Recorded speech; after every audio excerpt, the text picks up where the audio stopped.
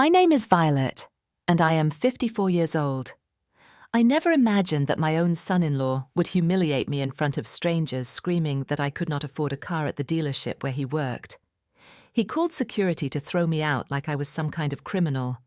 But instead of security, his boss walked through those doors.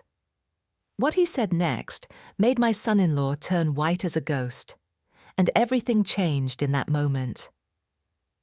Before I share what happened next, I would love to know where you are watching from today.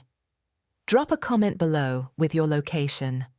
And please hit that subscribe button and like this video, because what the boss said changed everything.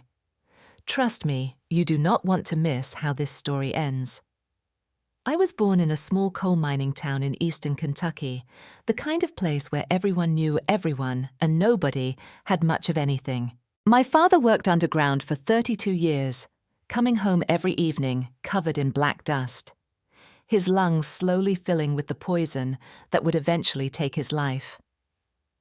My mother worked at the local laundromat, folding other people's clothes from dawn until dusk, her hands always rough and cracked from the harsh detergents. There were 5 of us children, and I was the youngest girl. We lived in a 3-bedroom house that creaked in the wind, and during winter we would huddle around a single wood-burning stove because that was all we had. I wore hand-me-downs from my older sister's clothes that had been patched and mended so many times you could barely see the original fabric. But we never complained. We did not know any different. My father used to sit me on his knee after dinner and tell me things I would carry with me forever. "Money does not define your worth, Violet," he would say in his gravelly voice. "But hard work defines your character." My mother had her own wisdom. "Always stay humble, no matter how high you climb," she would remind me as she brushed my hair before bed. Those words became the foundation of everything I built. When I turned 18, I knew I had to leave. There was nothing for me in that dying town except a future of struggle. So I packed a single suitcase and took a Greyhound bus to Chicago with $47 in my pocket and a heart full of determination. Those first years were brutal. I worked as a waitress at a diner near the meatpacking district, serving coffee to workers who barely looked at me. I cleaned office buildings at night, scrubbing toilets and vacuuming floors until my back ached. During the day between shifts, I attended community college, studying accounting, because numbers made sense to me in a way that people sometimes did not. It took me 4 years to get my associate degree while working 2 jobs. 4 years of sleeping, 4 hours a night, of eating ramen noodles, and day-old bread of wondering if I would ever escape the cycle of poverty that had trapped my family for generations. But I did it. I graduated with honors, and a small accounting firm hired me as a junior bookkeeper. I threw myself into that job like my life depended on it, because in many ways it did. I learned everything I could. Stayed late, came in early, and never complained. By the time I was 30, I had saved enough money and gained enough experience to take the biggest risk of my life. I opened my own accounting firm with nothing but a tiny rented office, a second-hand desk, and 2 employees who believed in me. Those early days were terrifying. I knocked on doors of small businesses, begging them to give me a chance. Most said no, but some said yes, and I made sure they never regretted it. I worked harder for each client than anyone else would have. I saved them money on their taxes, helped them organize their finances, and treated their businesses like they were my own. Word spread. More clients came. I hired more employees. By the time I was 45, my firm had grown to over 50 employees and had become one of the most respected accounting practices in the Midwest. We specialized in small and medium businesses, the kind of hard-working people I understood, because I had been one of them. My net worth grew into the millions, though you would never know it by looking at me. I still lived in the modest house I had bought when I first started making real money, a 3-bedroom colonial in a quiet neighborhood. I drove a Honda Accord that was 12 years old but still ran perfectly. I wore simple clothes from regular stores, nothing fancy, nothing with designer labels. My hair was usually pulled back in a practical bun, and I rarely wore makeup beyond a little lipstick. People who met me on the street would never guess I was wealthy. And that was exactly how I wanted it. My philosophy was simple. I wanted people to like me for who I was, not for what I had. If someone was kind to me only because they knew about my bank account, that was not real kindness. I wanted genuine connections, authentic relationships. So I kept my success quiet. I invested wisely in real estate and stocks, building my wealth steadily and quietly.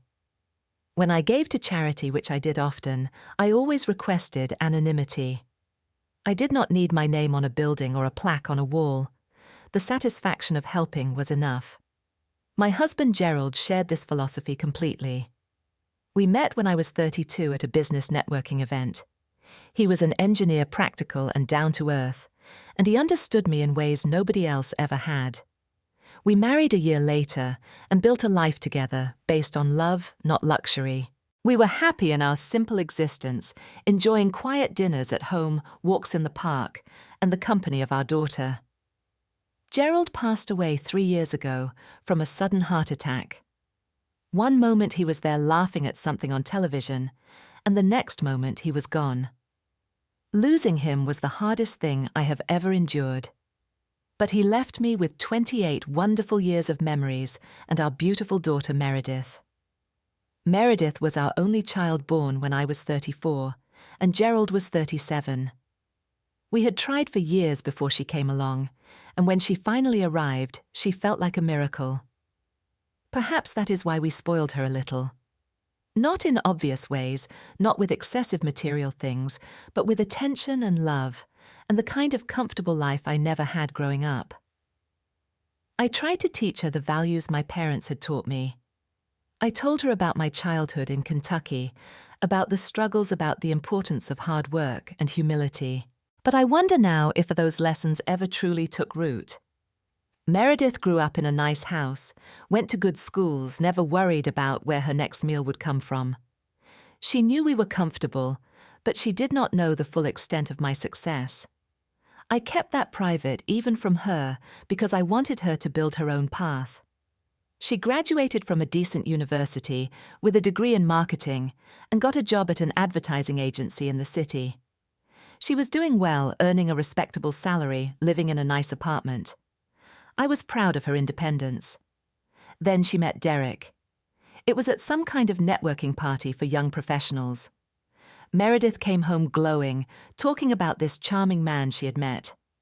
He was 32, she told me, a sales representative at a luxury car dealership. He was handsome, confident, ambitious. The way she described him, he sounded almost too good to be true. And as I would later learn, that is exactly what he was. The first time I met Derek was at a family dinner at my house.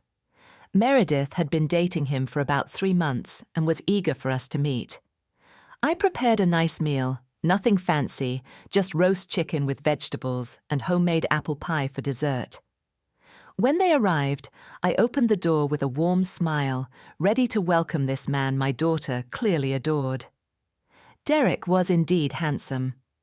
Tall, with dark hair slicked back perfectly, wearing a designer suit that probably cost more than most people's monthly rent. He had a gold watch on his wrist that he made sure to flash whenever he gestured, which was often. His smile was bright, almost too bright, like it had been practiced in a mirror. He shook my hand and looked around my living room. "Nice place," he said. "Cozy." But the way he said it, with a slight pause before cozy, made it sound like he meant something else entirely. Like he was surprised that his girlfriend's mother lived in such an ordinary home. During dinner, Derek dominated the conversation.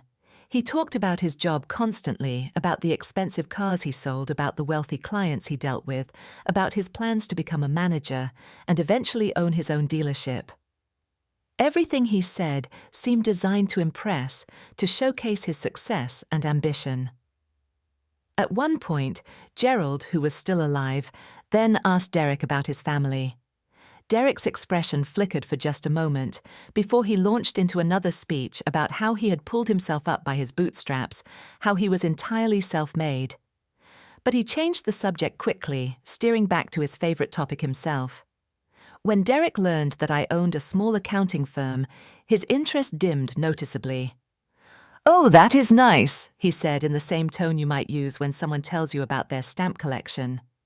He did not ask any follow-up questions. He did not seem curious about my work at all. I could almost see him mentally categorizing me as unimportant, as someone who could offer him nothing. The warning signs were there from the beginning if you knew where to look. Derek never really listened when I spoke. He would nod politely, but his eyes would glaze over, and he would be waiting for his turn to talk again. He interrupted constantly, especially when the conversation was not about him. And he had this way of making small comments that were technically polite, but carried an undercurrent of condescension. When I mentioned that I drove a Honda, he laughed. "Accord seriously. Maybe one day I can get you a discount on something decent." He meant it as a joke, I think, but there was an edge to it. A suggestion that I was somehow less than because I did not drive a luxury vehicle. Gerald noticed it too. After they left that night, he turned to me with a worried expression. "I do not trust that young man," he said quietly. "He seems to care more about appearances than substance." I agreed, but what could we do? Meredith was an adult, and she was clearly smitten. They got engaged after a year of dating. Derek proposed with a ring that was flashy and expensive, exactly what you would expect from him. Meredith was over the moon. I wanted to be happy for her, but a knot of worry had taken up permanent residence in my stomach. The wedding was smaller than Derek wanted. I offered to help pay, but I insisted on something modest and tasteful rather than extravagant. Derek was clearly disappointed. He had probably been hoping for a lavish affair that would impress his colleagues and friends. Instead, he got a lovely ceremony in a garden with close family and friends. He smiled through it all, but I caught the frustration in his eyes. After the wedding, things changed. Derek stopped making even the minimal effort he had before. He rarely came to visit, and when he did, he was always checking his phone, always eager to leave. He never invited me to their apartment. Meredith made excuses for him constantly. "Derek is just busy with work, Mum. He has a lot of pressure. He does not mean anything by it." But I knew the truth. Derek saw me as irrelevant. I was not wealthy in his eyes, not connected, not useful. And so I was not worth his time or respect. I could have told him the truth about my financial situation. I could have dropped hints about my success. But I refused. If he could not treat me with basic decency simply because I was his wife's mother, then knowing about my money would not change who he fundamentally was. So I stayed quiet and watched and hoped that somehow things would get better. Thanksgiving came around that year, about 7 months after the wedding. Gerald had passed away just a few months before, and I was still raw with grief, still adjusting to the emptiness of a house that had once been filled with his presence. I wanted to have my family close, to create some warmth in the approaching winter. So I invited Meredith and Derek for Thanksgiving dinner. I spent 2 days preparing. I made roast turkey with all the traditional trimmings, stuffing, and cranberry sauce and mashed potatoes and green beans. I baked 2 pies from scratch pumpkin and pecan. I set the table with the good china that Gerald and I had received as a wedding gift decades ago. I wanted everything to be perfect. They arrived 45 minutes late. Derek did not apologize or offer an explanation. He just walked in, handed me a bottle of cheap wine without a word, and sat down at the head of the table like he owned the place. Meredith gave me a hug and whispered sorry into my ear, but she did not explain either. Throughout the meal, Derek was on his phone constantly. Every few minutes he would pull it out, scroll through something, type a response. It was rude, but I did not say anything. I was too tired to fight, too sad to cause conflict. Then he started talking about work. He had just closed a big sale of Mercedes to some important client, and he wanted everyone to know about it. "That is how real money is made, you know," he said, looking directly at me. "Not sitting behind a desk doing taxes for small businesses." Meredith shifted uncomfortably. "Derek, Mom built her own company from nothing." Derek waved his hand dismissively. "A small accounting firm. That is cute." The way he said cute made it clear he meant insignificant, unimpressive, not worth mentioning. I took a deep breath and let it go. I had survived worse insults in my life. I had clawed my way up from poverty through sheer determination. The opinion of an arrogant young man was not going to break me. But Derek was not finished. He asked me what kind of car I drove, even though he already knew. When I confirmed it was a Honda Accord, he laughed out loud. "An Accord still." He shook his head like he pitied me. "Our dealership does not even sell anything under $100,000. Our cheapest car costs more than this house probably." That was not true, of course. My house was worth considerably more than $100,000. But I did not correct him. I just nodded and changed the subject. Later, when Derek went outside to make a phone call, I had a moment alone with Meredith in the kitchen. We were washing dishes together, side by side at the sink, like we used to when she was a child. "Honey, is everything okay between you two?" I asked gently. Meredith sighed. "Derek is just ambitious, Mum. He does not mean any harm. He is under a lot of pressure at work. He seems to care a lot about money and status." I observed, trying to keep my tone neutral. Meredith's expression hardened. "Not everyone can be as unbothered about money as you, Mum." The words stung more than she probably intended. She thought I was unbothered about money because I did not have any. She had no idea that I could write a check for more than Derek would earn in a decade. But I could not tell her that. It would sound like bragging, like I was trying to prove something. And besides, it would not change anything. Derek was who he was. "I just want you to be happy," I said finally. "That is all I have ever wanted." "I am happy," Meredith insisted. But she did not look at me when she said it.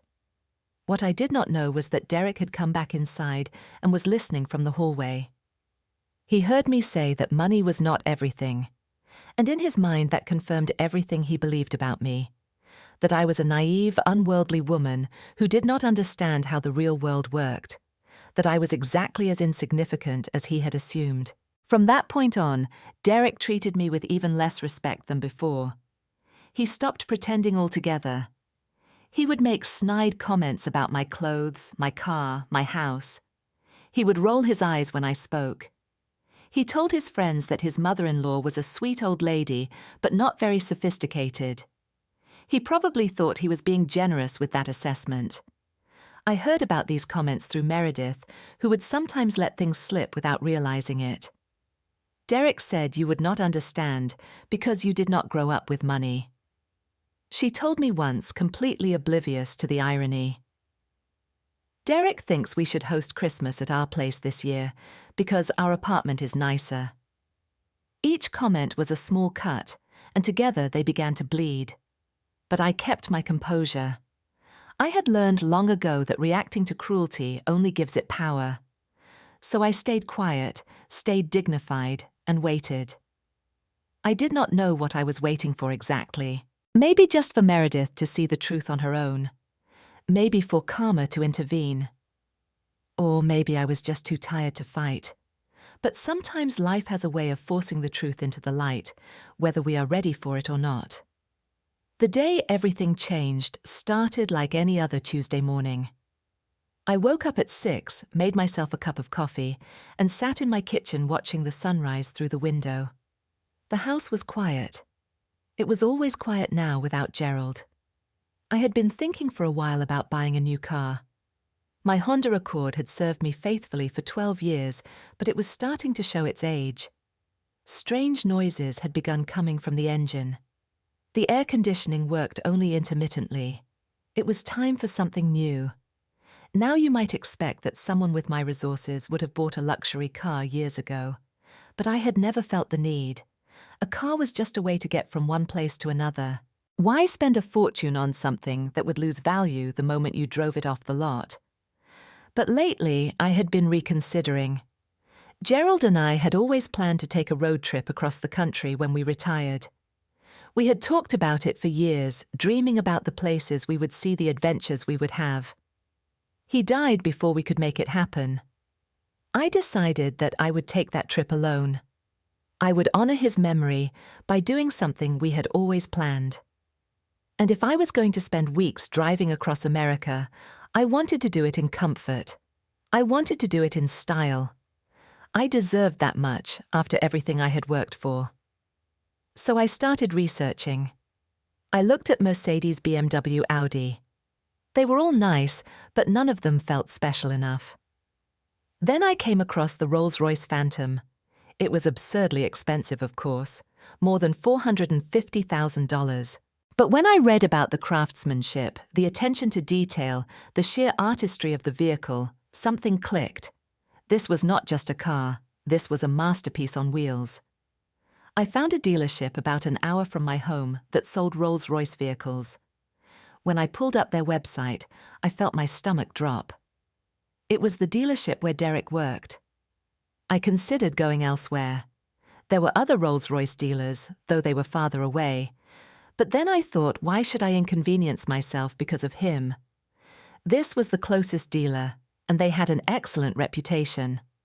I was a customer like any other. Derek did not own the place. So I reached out directly to the general manager, a man named Harrison Wells. I explained that I was interested in purchasing a Phantom and asked if we could handle the transaction privately. I did not mention Derek. I simply said that I valued discretion. Mr. Wells was delighted to help. We exchanged emails and phone calls, discussed options and customization, and eventually I placed my order. The total with all my selected features came to just over $470,000. The car would take several months to be prepared and delivered. During that time, I said nothing to anyone. Not to Meredith, not to Derek, not to anyone. I did not want to make a big announcement. I just wanted to pick up my car and enjoy it. Finally, the day arrived. Mr. Wells called to let me know that my Phantom was ready. We scheduled a pickup time for the following morning. I would come to the dealership at 10:30, complete the paperwork, and drive home in my new vehicle. That morning, I dressed as I always did. Comfortable jeans, a simple grey sweater, practical flat shoes. I did not put on makeup or style my hair. I just pulled it back into my usual bun and headed out the door. The dealership was impressive from the outside. A gleaming glass building surrounded by manicured lawns and a parking lot filled with some of the most expensive vehicles in the world. As I pulled up in my old Honda, I noticed a security guard giving me a curious look. I ignored him and walked inside. The interior was even more opulent. Marble floors, crystal chandeliers, leather furniture arranged in elegant sitting areas. The cars on display were works of art, each one probably worth more than most people's houses. Sales representatives in expensive suits moved among the customers, all smiles and practiced charm. I approached the reception desk. A young woman with perfect makeup and a slightly condescending expression looked me over. "Can I help you?" she asked. Her tone suggested she doubted very much that I belonged here. "Yes," I said politely. "I have an appointment with Mr. Wells." The receptionist's eyebrows rose slightly. "Mr. Wells." "The general manager." "That is correct." She looked at her computer screen, then back at me, clearly confused. "And your name, Violet Hartley." She was about to respond when I heard a familiar voice behind me. "What are you doing here?" I turned to find Derek standing about 10 feet away, his face twisted into an expression somewhere between shock and disgust. He was in the middle of showing a car to a well-dressed couple, but he had abandoned them the moment he spotted me. "I have an appointment," I said calmly. Derek walked closer, lowering his voice, but not enough that nearby people could not hear. An appointment. For what? You cannot afford anything here. I am here to see Mr. Wells, I repeated. Derek laughed, a harsh, ugly sound. Mr. Wells, the general manager. Why would he meet with you? I felt my face flush with embarrassment, but I maintained my composure. Derek, please, I have business here. But Derek was beyond listening. He was looking around now, noticing that some of his colleagues had started to watch. His face reddened, though whether from anger or embarrassment I could not tell. Look, he said, raising his voice so that it carried across the showroom floor. I do not know what kind of game you are playing, but this is not the place for you.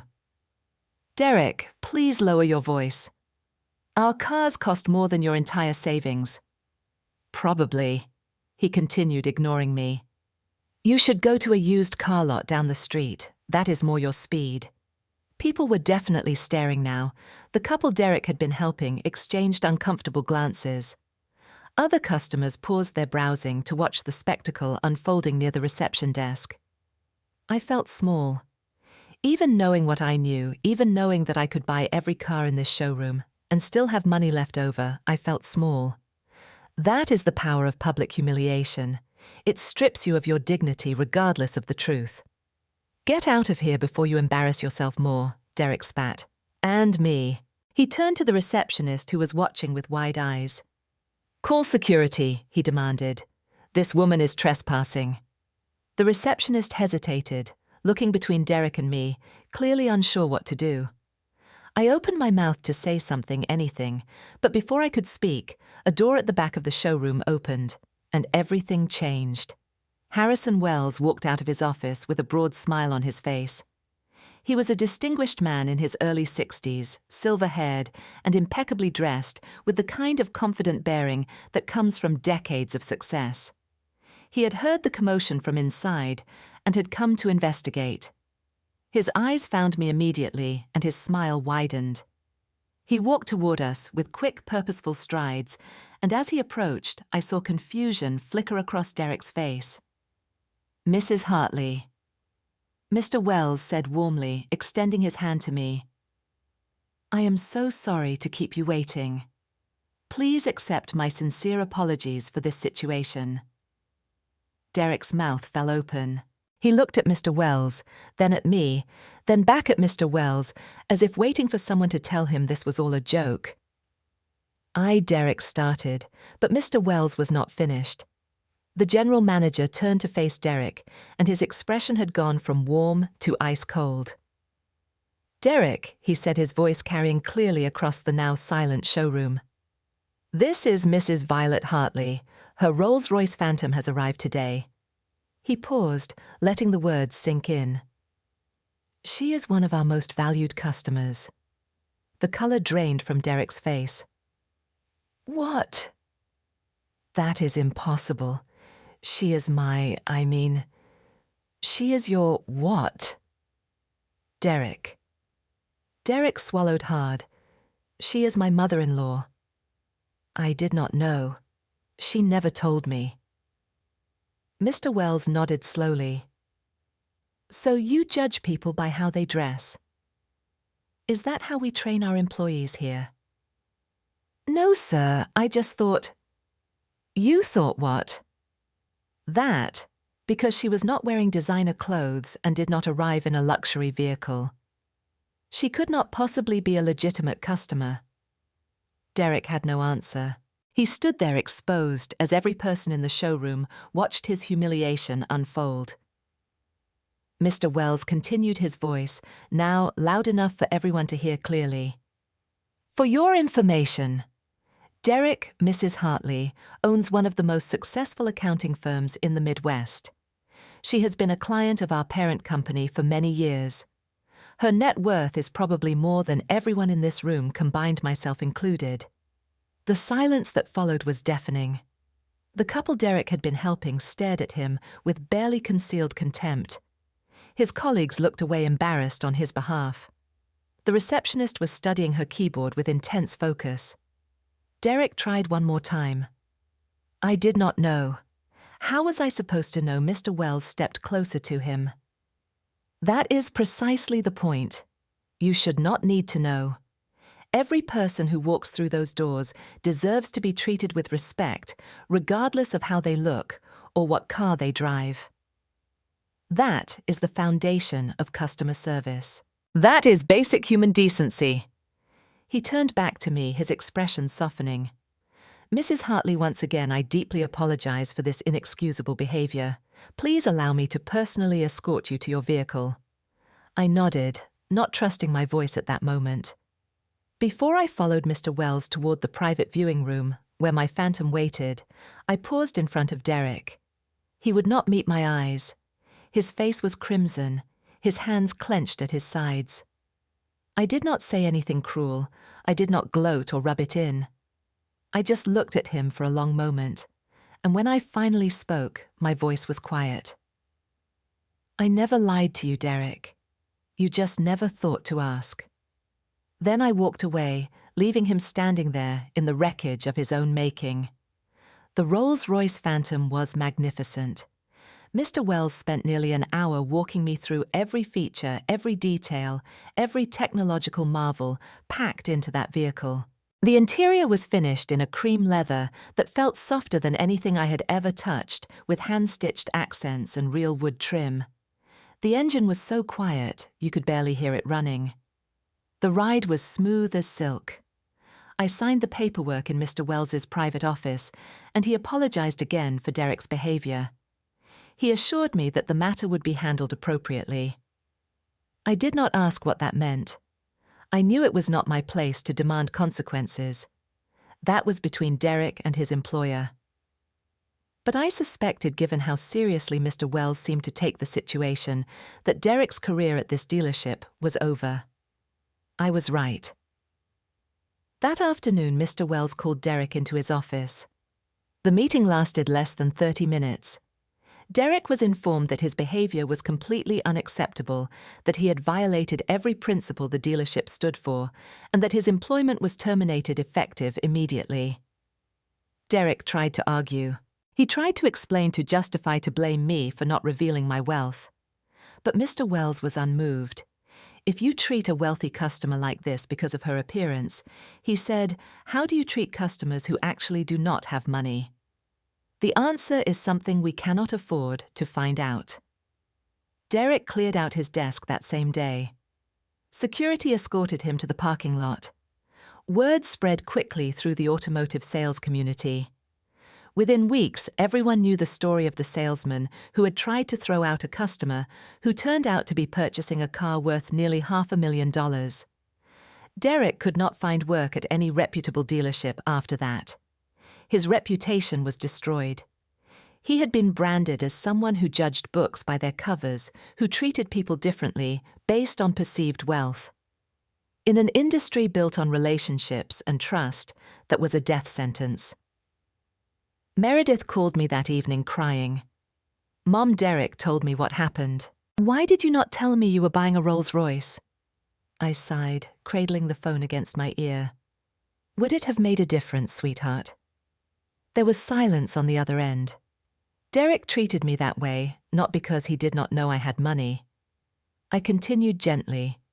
He treated me that way because he thought I did not have money. And that is the real problem, Meredith. His respect was conditional on wealth. More silence. Then quietly, Meredith spoke. I did not know he was like this, Mum. I am so sorry. I know you did not. But now you do. The next few weeks were difficult for everyone. Meredith went home and confronted Derek, and the conversation did not go well. Derek blamed me for everything. He said I had tricked them, that I had deliberately kept my wealth hidden to make him look bad. Meredith finally saw him clearly for the first time. That is exactly the problem, Derek, she told him. You only respect people with money. You have been disrespecting my mother for years because you thought she had nothing. And now you are angry because you got caught. Derek tried to defend himself, but the more he talked, the more he revealed his true character. Every excuse, every justification only made things worse. He could not understand why what he had done was wrong. In his mind, it was perfectly reasonable to treat wealthy people well and poor people badly. That was just how the world worked. Meredith moved out 3 weeks later. She stayed with a friend while she figured out her next steps. The divorce proceedings began shortly after. I did not celebrate Derek's downfall. There was no joy in watching my daughter's marriage crumble, no satisfaction in seeing a young man's career destroyed. But there was, I admit, a certain sense of justice. Not revenge because I had not sought this outcome. Just the natural consequence of actions finally catching up with their source. Derek eventually found work at a small used car lot on the outskirts of the city. I drove past it once several months later and saw him standing in the parking lot in a cheap suit, trying to convince someone to look at a 10-year-old sedan. He saw my Phantom glide by. I did not look at him. I just kept driving. A year has passed since that day at the dealership. Meredith and Derek's divorce was finalized 6 months ago. It was not pleasant, but it was necessary.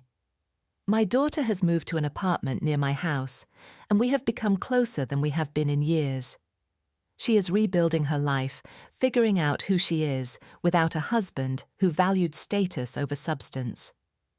One evening, we were sitting on my porch watching the sunset paint the sky in shades of orange and pink. Meredith turned to me with tears in her eyes.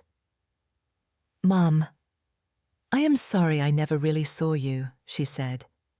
"I thought you did not care about success because you dressed simply. I thought you were just an ordinary accountant, but you are the most successful person I know, and the most humble." I reached over and took her hand. "Success is not about what you have, sweetheart. It is about who you are. It is about how you treat people, all people, regardless of what they can do for you." She nodded, wiping her eyes. "I am learning that now." Derek never learned that lesson. He is still out there somewhere, probably blaming the world for his failures, probably convinced that he was the victim in all of this. Some people never see the truth, even when it is staring them in the face. They are too busy looking at the surface to see what lies beneath. I think about my father often these days. He died when I was in my 30s, his lungs finally giving out from all those years in the mines. But his words have stayed with me all my life.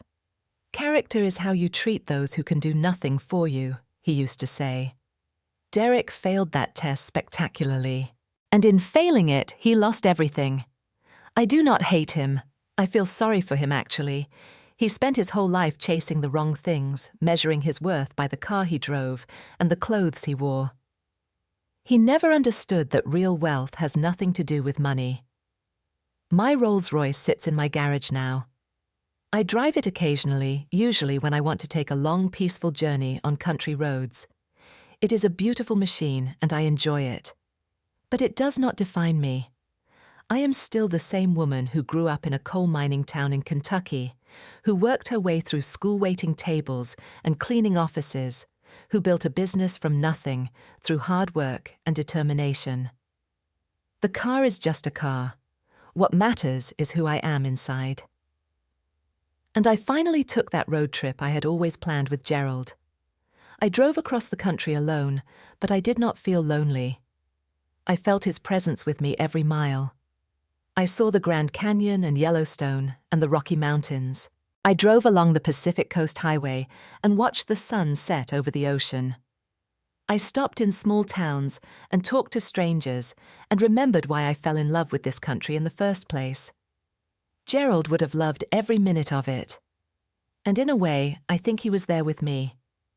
That trip taught me something important. Life is short. Too short to spend it worrying about what other people think about impressing people who do not matter, about accumulating things that will not follow you when you are gone. What matters is love. What matters is kindness. What matters is how you treat people when you think no one important is watching. Derek thought I was nobody. He looked at my clothes and my car and my humble home and he decided I was not worth his respect. He did not know that his boss would come through those doors. He did not know that his cruelty would be exposed. He thought he could treat me badly and get away with it. But here is the thing. Even if Mr. Wells had not appeared that day, even if my wealth had never been revealed, Derek still would have been wrong. Because every person deserves basic dignity and respect, regardless of their financial status. The janitor and the CEO should be treated with equal courtesy. The woman in the old Honda and the man in the Bentley should both be welcomed with the same smile. That is what Derek never understood, and that is why in the end, he lost everything. So the next time you meet someone who does not look impressive, remember my story. You never know who is standing in front of you. But more importantly than that, it should not matter. How you treat people says everything about who you are. I would like to ask you something. Have you ever been judged unfairly based on how you looked or what you had? Have you ever been treated poorly by someone who assumed you were less than them? I would love to hear your stories in the comments below. Let us share our experiences and remind each other that true worth has nothing to do with appearances. If this story touched you in some way, please take a moment to hit that like button. It helps more people find these stories, and maybe, just maybe, it will remind someone to think twice before judging another person too quickly. And if you have not already, please subscribe to this channel so you do not miss future stories like this one. We all have experiences worth sharing, lessons worth learning. Let us learn them together. Share this story with someone who needs to hear it. Maybe someone who has been treated unfairly, or someone who could use a reminder about what really matters in life. Thank you so much for listening to my story. I hope it reminded you of your own worth, regardless of what anyone else thinks. May you always be treated with the dignity you deserve, and may you always offer that same dignity to others. Take care of yourselves, and remember, the finest things in life are not the ones you can buy. They are the ones you carry in your heart.